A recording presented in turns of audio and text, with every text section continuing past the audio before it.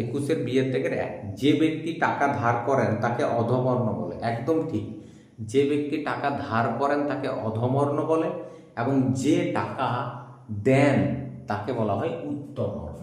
অর্থাৎ যিনি ধার দেন তার নাম হচ্ছে উত্তমর্ণ, এবং যিনি ধার নেন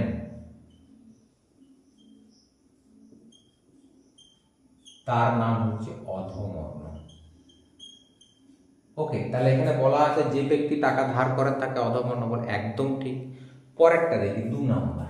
2 নম্বরে কি বলেছে দেখো, 2 নম্বরটা আছে আসল এবং বার্ষিক সরল সুদের হার একই থাকলে মোট সুদ সময়ের সঙ্গে ব্যস্ত অনুপাতে পরিবর্তিত হয়। বেশ, ঠিক আছে। আমার এখানে সূত্রটা আগে করি। দেখো, আই সমান PRT/100 হয়েছে। এবার কি বলেছে দেখো, বলেছে আসল এবং শতকরা বার্ষিক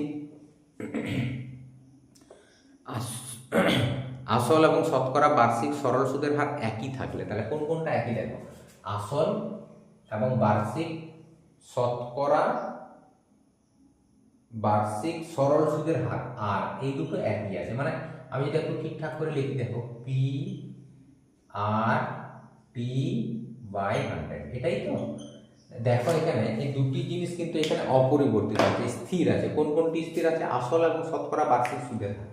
তাহলে এটা এবং এটা স্থির, অর্থাৎ এদের পরিবর্তন হবে না। তাহলে পরিবর্তন কার হবে? আয় এবং টি।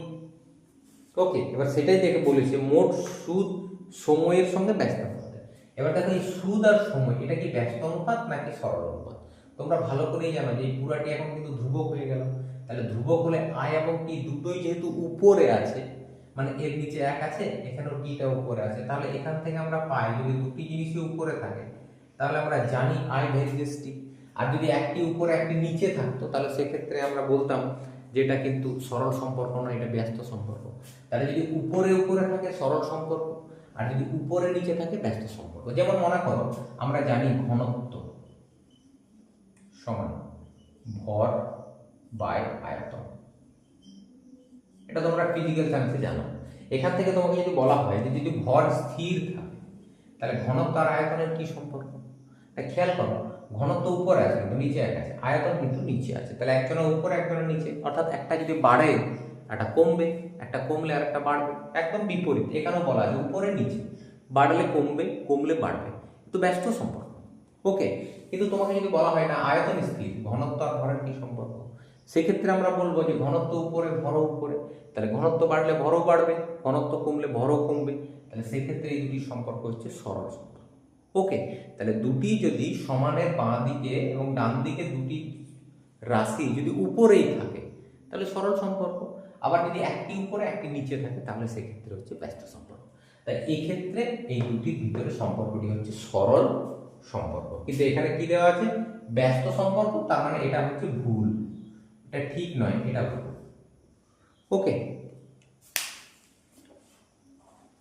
এবার সি এ কি দেওয়া আছে দেখো, শূন্যস্থান পূরণ। যে ব্যক্তি টাকা ধার দেন, যিনি ধার দেন তাকে আমি লিখেছি, যিনি ধার দেন তাকে অধমর্ণ বলে। তারপরে দেওয়া আছে বার্ষিক R/2% সরল সুদের হারে। দেখো আমি এখানে অঙ্কটা করছি তোমাদের, সি এর দাগে অঙ্কগুলি আমি যদি করি, প্রথম হচ্ছে সি এর দাগের 1 তো হয়ে গেল, সি এর দাগের 1, এটা হচ্ছে উত্তমর্ণ। যে ব্যক্তি টাকা ধার দেন তাকে বলা হচ্ছে উত্তমর্ণ। এবার দুইয়েরটা কি বলা আছে? বার্ষিক R/2% সরল সুদের হারে 2p টাকা টি বছরের সুদ আসল। বেশ, আমি অঙ্কটি লিখেই করছি দেখো। তাহলে আমি এখানে প্রথমে লিখলাম PRTI, আসল কত? 2p টাকা, তাহলে আসল 2p, সুদের হার কত? R/2 লিখলাম, সময় কত? t বছর লিখলাম, মোট সুদ দেখে নিচ্ছি মোট সুদ কত। তাহলে মোট সুদ I সমান PRT/100, তাহলে I সমান P মানে হচ্ছে 2p, R মানে হচ্ছে R/2, T মানে T বাই কত বলো তো? 100। ওকে, এখানে কাটাকাটি করলাম, তাহলে I সমান PRT/100। এটা হলো সুদ।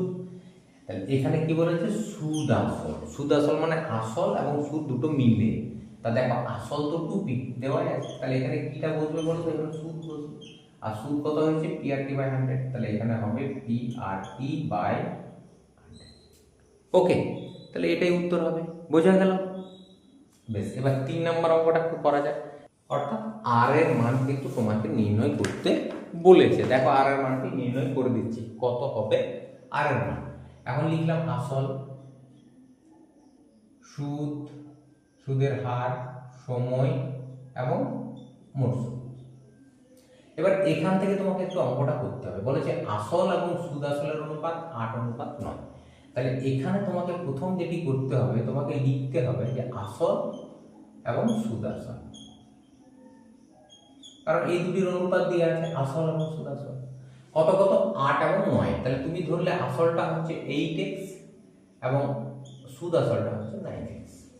ওকে, তাহলে আসল যদি 8x হয়, সুদ আসল যদি 9x হয়, দেখো তুমি এখান থেকে সুদ কি নির্ণয় করতে পারবে কিভাবে। সুদ আসল থেকে যদি আসলকে বাদ দেওয়া যায় তাহলে তো সুদ পাওয়া যাবে। সুদ আসল হচ্ছে 9x, তার থেকে যদি আসলটি বাদ দেওয়া যায় 8x, তাহলে পেয়ে গেল সুদ x। এবার এখানে বসাচ্ছে, দেখো আসল কত আছে 8x, সুদের হার কত, সুদের হারে নির্ণয় করতে বলেছে, এটাই নির্ণয় করব। সময় 1 বছর, আয় সুদ কত x। চলো, আয় সমান PRT/100। p মানে 8x, সরি, আই মানে হচ্ছে x, p মানে হচ্ছে 8x, আর এর মান জানি না, t মানে 1/।